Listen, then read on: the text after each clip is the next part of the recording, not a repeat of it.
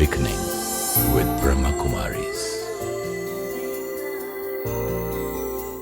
ओम शांति।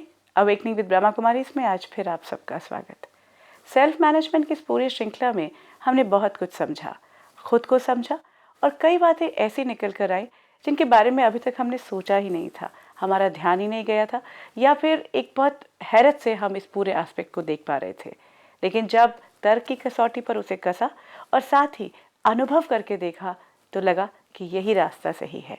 पर बात यहीं तक आती है कि ये बात अभी तक हमें क्यों नहीं समझ आ रही थी। और ऐसे में परमात्मा की मुरली यानी कि हर बार हम आपसे बताते हैं कि परमात्मा स्वयं आकर जो महावाक्य कहते हैं वो बहुत महत्वपूर्ण होते हैं, हमें रास्ता दिखाते हैं। आज भी एक बार फिर हमारे साथ हैं ब्रह्मा कुमारी सिस्टर शिवानी। ओम शांति। ओम शांति। तो सिस्टर शिवानी, जिस तरह से हर बार हम ये कहते हैं कि आप तक भी लोगों के बातें आती हैं, लोग पूछते हैं कि ऐसा कैसे है कि इतनी कम उम्र में आप ऐसी बातें कह पाती हैं, वहाँ तक पहुँच जाते हैं जहाँ तक हम सोच भी नहीं पाते। जिस तरह से रिस्पॉन्सिबिलिटीज़ की बात हुई, जिस तरह से रिलेशनशिप्स को हमने देखा, रोल्स को देखा, resources, I think I could never imagine कि मेरी जो संस्कार हैं, मेरी जो हैबिट्स हैं, वो मेरे लिए एक निधि, एक पूंजी बन जाएंगे। मेरे थॉट्स मेरी सबसे बड़ी पूंजी हैं। तो ये कैसे संभव है? जैसे कि हम शुरू से ही शेयर करते आए हैं कि इस प्लेटफॉर्म पर, इस प्रोग्राम में हम जो कुछ शेयर कर रहे हैं किसी का पर्सनल नहीं है। ये परमात्मा का direct supreme father, incorporeal God father Shiva, जिसको हम प्यार से शिव बाबा भी कहते हैं, वो निराकार परमात्मा जब इस सृष्टि पर आकर डायरेक्ट ज्ञान देते हैं तो वो ज्ञान एकदम सिंपल होता है और हिट करता है एट द रूट, जहाँ ट्रांसफॉर्मेशन लानी है। क्योंकि परमात्मा इस सृष्टि पर ही आए हैं सृष्टि परिवर्तन के लिए, संसार परिवर्तन के लिए। और परमात्मा कहते संसार परिवर्तन होता संस्कार परिवर्तन से। तो संस्कार परिवर्तन के कार्य के लिए परमात्मा इस सृष्टि पर आए। तो जो ज्ञान उनसे मिलता है वो डायरेक्ट रूट पर हिट करेगा। और संस्कार परिवर्तन जैसे जैसे एक एक आत्मा का होगा तो संसार परिवर्तन तो अपने आप होगा। तो the source of all the knowledge that we share on this programme comes directly from him, and being the supreme teacher, he gives the deepest of knowledge in the most simplest way. और क्योंकि वो आत्मा की अपनी बातें हैं, it's something which is related to me, तो उसको अप्लाई करना मुश्किल नहीं होता। तो इस सीरीज़ में जितनी भी हमने बातें की है सेल्फ मैनेजमेंट की, तो कई बार पूछते कि ये कौन सी बुक से पढ़ा है या ये कहाँ से लिया है। तो इसका सोर्स है परमात्मा का दिया हुआ ज्ञान, जो हम रोज़ सेंटर पर मुरली के रूप में सुनते। तो वो कोई सारा कुछ एक मुरली में नहीं होता, लेकिन अलग अलग रोज़ रोज़ जब हम मुरली सुनते तो उसमें से ही ये सारा ज्ञान निकलता, जो फिर हमारी प्रैक्टिकल लाइफ में हम अप्लाई करते। तो ये जो मुरली है इसका टाइटल है रूलिंग तथा कंट्रोलिंग पावर से स्वराज्य की प्राप्ति। स्वराज्य, सेल्फ रूल, सेल्फ सॉवरेनिटी किससे आएगी? रूलिंग तथा कंट्रोलिंग पावर। आज बच्चों के स्नेही बाबा, क्योंकि परमात्मा को हम प्यार करते लेकिन परमात्मा भी हमें प्यार करता।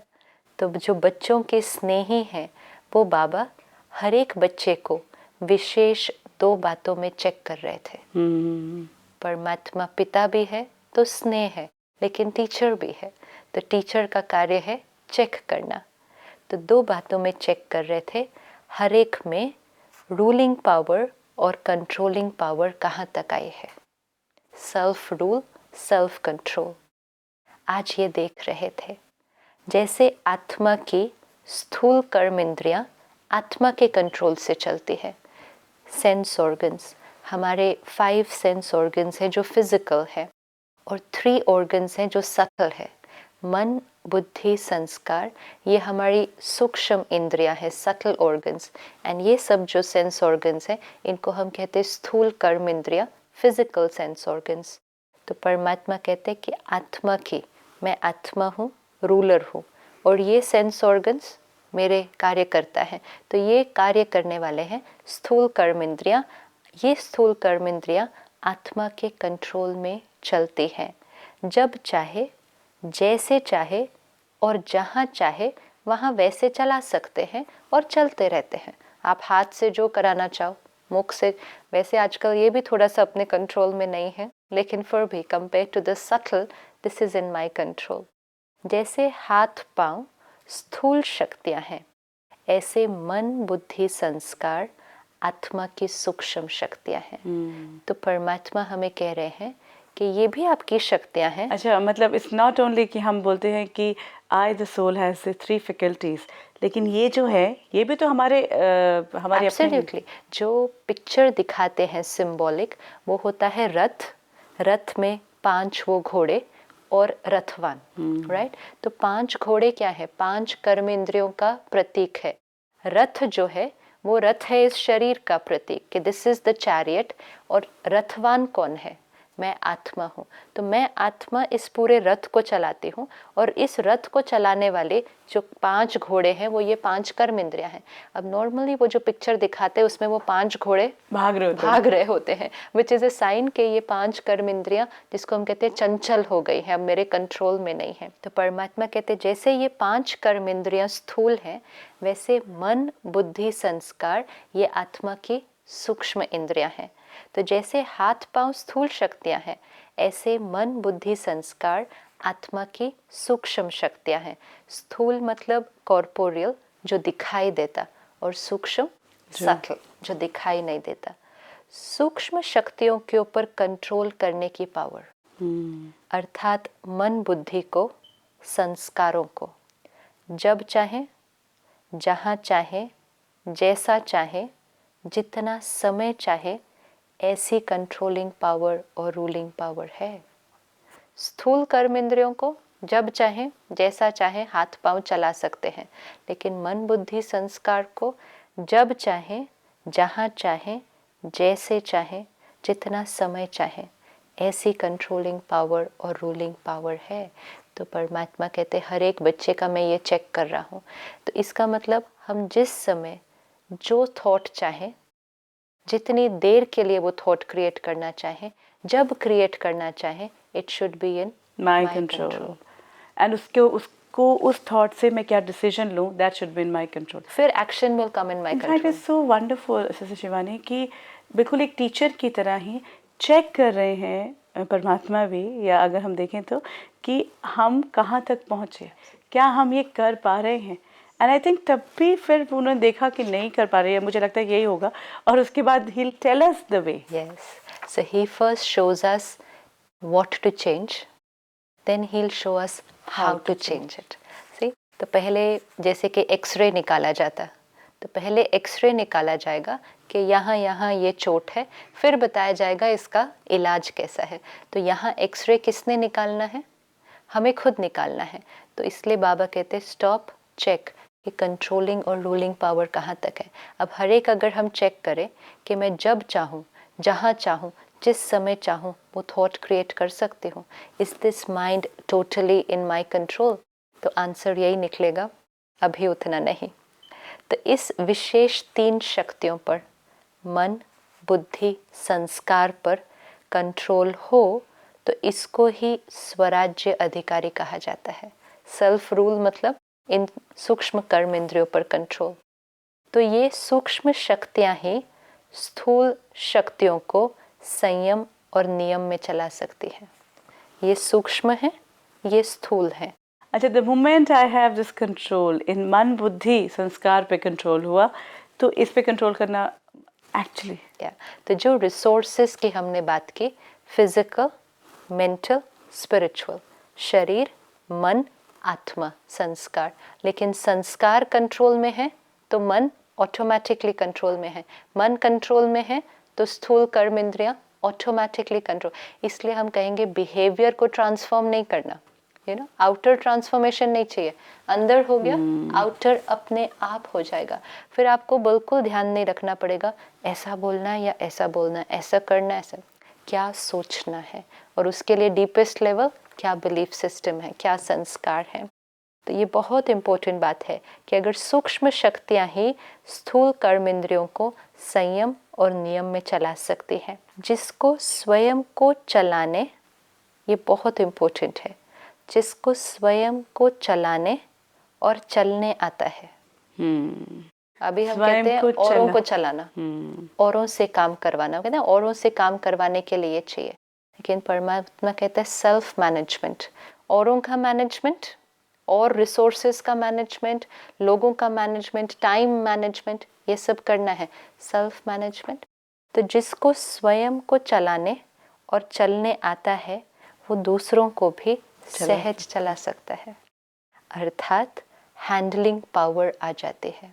हमें बहुत सारे लोगों को हैंडल करना है, टाइम को, धन को, रिसोर्सेज को हैंडल करना है, लेकिन जो स्वयं को कर सकेगा वो औरों को ऑटोमेटिकली करेगा। सिर्फ दूसरे को हैंडलिंग करने के लिए हैंडलिंग पावर नहीं चाहिए। जो अपनी सूक्ष्म शक्तियों को हैंडल कर सकता है वो दूसरों को भी हैंडल कर सकता है। तो स्व के ऊपर कंट्रोलिंग पावर, रूलिंग पावर सर्व के लिए हैंडलिंग पावर बन जाती है। स्व के ऊपर रूलिंग पावर, कंट्रोलिंग पावर सब के लिए हैंडलिंग पावर बन जाते हैं। इनफैक्ट इस सीरीज में भी अगर हम देखें, हमने बात ये की सबसे पहला रिश्ता अपने आप से, सबसे पहले जिम्मेदारी, जो रिस्पॉन्सिबिलिटी थी वो अपने प्रति। तो जहाँ अपने को हमने संयम करना या अपने को नियंत्रित करना अगर हमने सीख लिया तो बाकी हमें फिर करने की। एंड नॉर्मली भी आप देखोगे सारा दिन में जहाँ आप अपने थॉट्स में अवेयरनेस आ गई कि मैं क्या सोचती हूँ, मेरा क्या बिलीफ सिस्टम है, ये सोच से ये एक्शन आता है। जहाँ ये पूरा एक आपने एक्सरे कर लिया and you know how the system works, तो जब आपको अपना सिस्टम समझ में आता है दूसरे का भी आ जाता है actually. So now what will happen कि when I am with you I will understand you very well. And you know, I'll be able to make it out कि आप जो ये रिएक्ट कर रहे हो या आप ये बोल रहे हो उसके पीछे कौन सा बिलीफ सिस्टम काम कर रहा है और आप किस से गुजर रहे हो। कई बार हम देखते हैं कि कोई गुस्सा कर रहा है, बहुत ज़ोर ज़ोर से चिल्ला रहा है। अब पहले क्योंकि अवेयरनेस नहीं थी तो हमें कहते हैं ये गुस्सा कर रहा है। अब हमें पता चलता है कहीं हर्ट है, कहीं कोई दर्द है, कहीं कोई कॉम्प्लेक्स है, कौन सा क्या हर्ट हुआ होगा जिस वजह से ये इस तरह से रिया। तो उनकी भी पूरी प्रोसेस समझ में आ जाती है और जब उनकी प्रोसेस भी समझ में आ जाती है तो फिर गुस्सा नहीं आता। उनके साथ एम्पथाइज करना बहुत ईजी हो जाता है और खुद स्टेबल है ना, तो जहाँ अपना स्टेबिलिटी हुआ, अपने को समझ पाए, औरों को समझना बहुत इजी हो जाएगा। इनफैक्ट उनको हम हेल्प कर पाते हैं, उनको सोल्यूशन बता पाते हैं। You know, suddenly we are able to pinpoint what is the problem with them and they are also not aware of it. So like we were not aware of it. जैसे हमें अपने reactions का कारण पता नहीं था पहले, वैसे उनको भी नहीं पता है। लेकिन क्योंकि आत्मा तो है ना, सभी का फंक्शनिंग प्रोसेस तो सेम ही है, तो जब अपना समझ में आ गया तो सबका समझ में आ जाएगा। तो इसलिए बाबा ने कहा कि अगर स्व के ऊपर कंट्रोलिंग पावर, रूलिंग पावर आ गई तो हैंडलिंग पावर आ जाएगी। बाबा का बच्चों से प्यार है। See? God always keeps reminding me कि God loves you because this is very empowering. Now I'm not too dependent on other people. तो बाबा का बच्चों से प्यार है। जिससे प्यार होता है उसका कुछ शिक्षा का इशारा मिलना भी प्यार लगता है। कोई और हमें कुछ कहे कि आपके अंदर ये नहीं है या ये नहीं है तो हमें शायद थोड़ा सा बुरा लगे, लेकिन जो हमें बहुत प्यार करता है उसका कोई इशारा देना इस तरह से, वो हर्ट नहीं करता, गुस्सा नहीं दिलाता, वो इशारा भी अच्छा लगता है, प्यारा लगता है और सदैव दिल में अनुभव होता है कि ये जो कुछ कहा मेरे कल्याण के लिए कहा। सी, जो आज दिन तक हम कह रहे हैं कि पेरेंट्स बच्चों को कैसे बड़ा करें, उनका हित तो वो पेरेंट ही सोचेगा ना। तो परमात्मा से हम ये सीखते कि एक पेरेंट एक बच्चे को कैसे बड़ा करे। आज जब पेरेंट बच्चे को कुछ कहता है तो बच्चे को भी गुस्सा आ जाता है। क्यों? क्योंकि पेरेंट ने बात तो अच्छी की है, उसके फ़ायदे के लिए की है, लेकिन एनर्जी कौन सी क्रिएट की है? एंगर की या इनसिक्योरिटी की या फियर की या हर्ट की।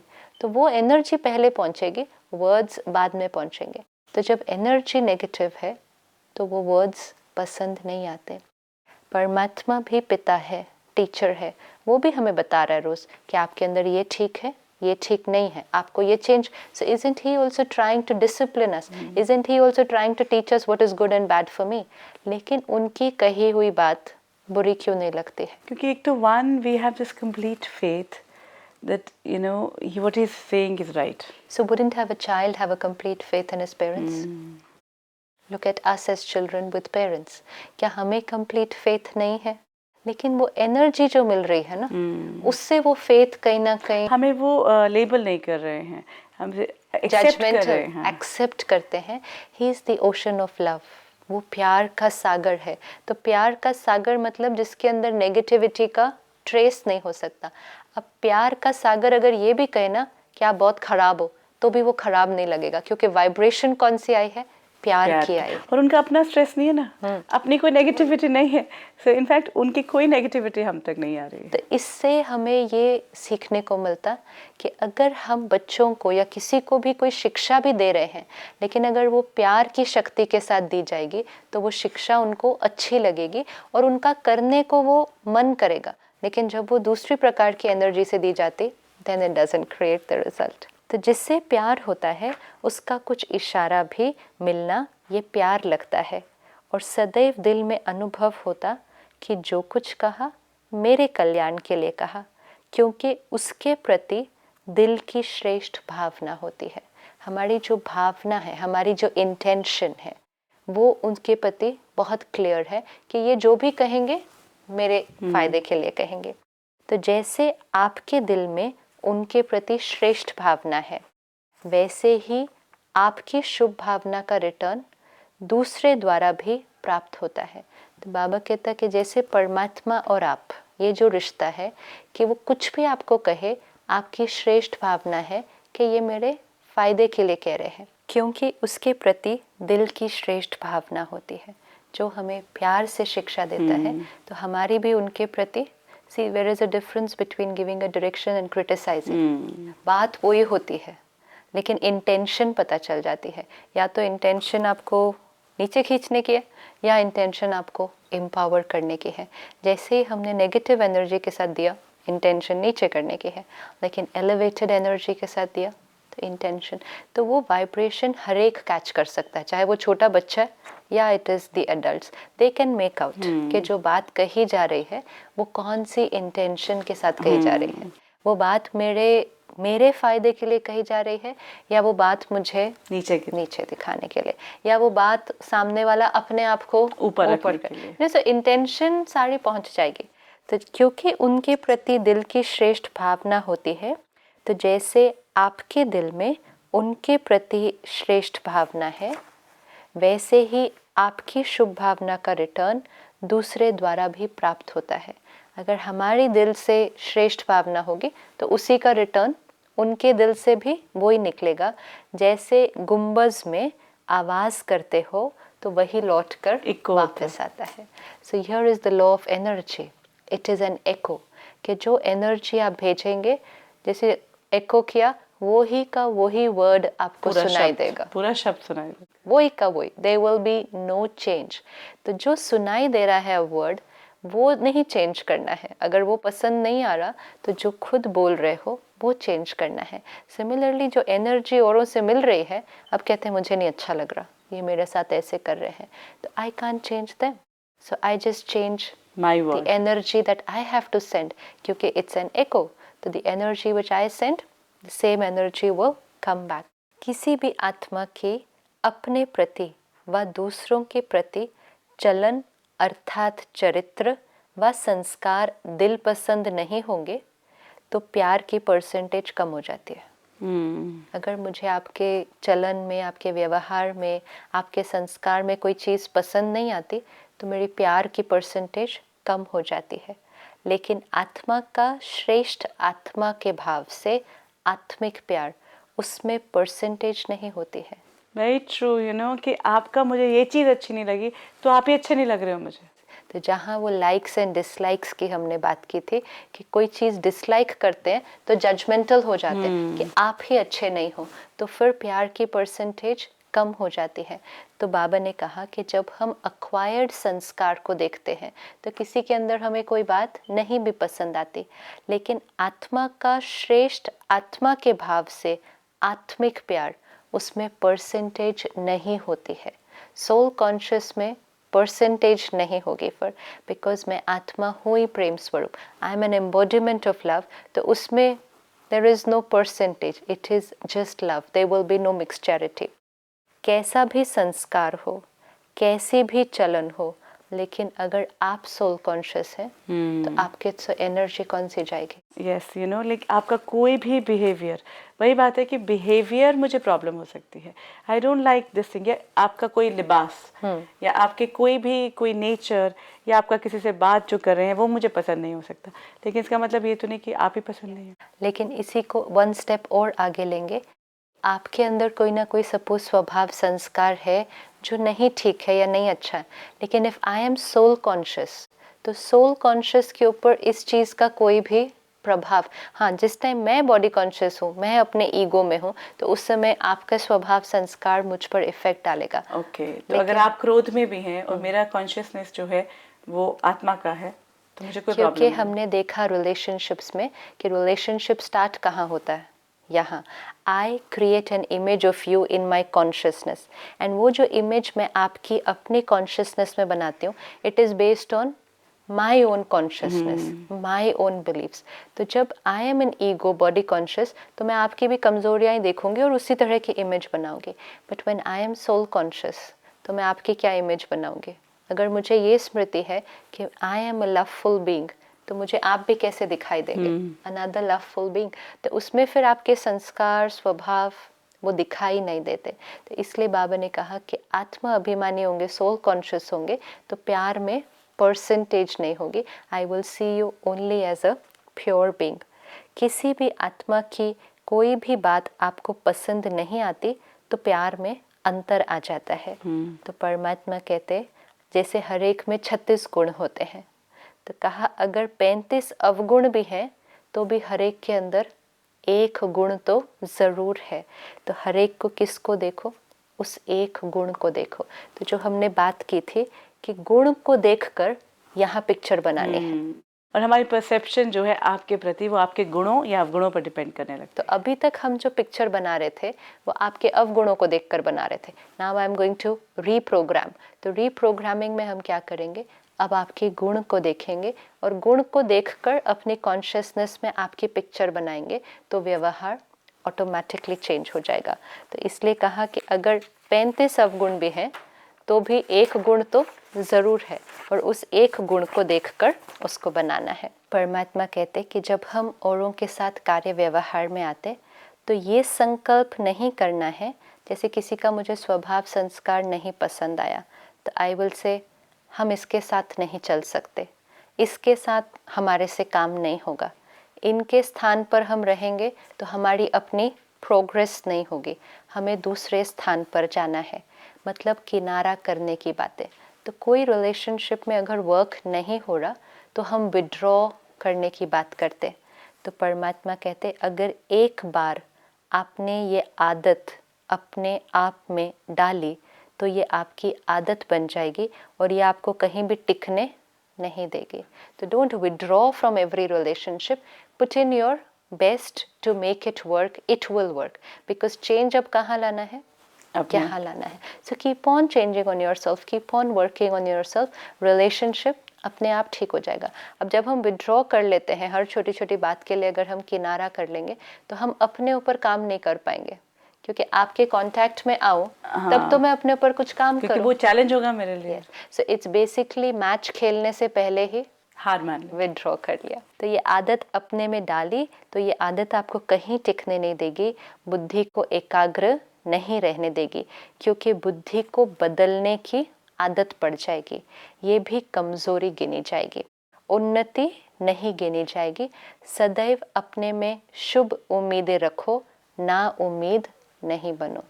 खुद से खुद के ऊपर जो काम करते हुए एक्सपेक्टेशंस रखो। yes. औरों से तो एक्सपेक्टेशंस बहुत रखी है, लेकिन अब खुद से एक्सपेक्टेशंस रखो और खुद को मोटिवेट करते रहो, डीमोटिवेट नहीं होना है।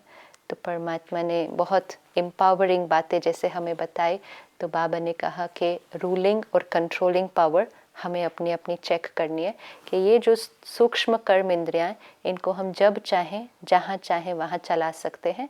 एंड अगर ये सटल ऑर्गन्स मन बुद्धि संस्कार कंट्रोल में रहेंगे तो ये फिजिकल सेंस ऑर्गन्स ये भी कंट्रोल में रहेंगे, और खुद संयम में चलेंगे तो और लोगों को भी हैंडल करना बहुत इजी हो जाएगा।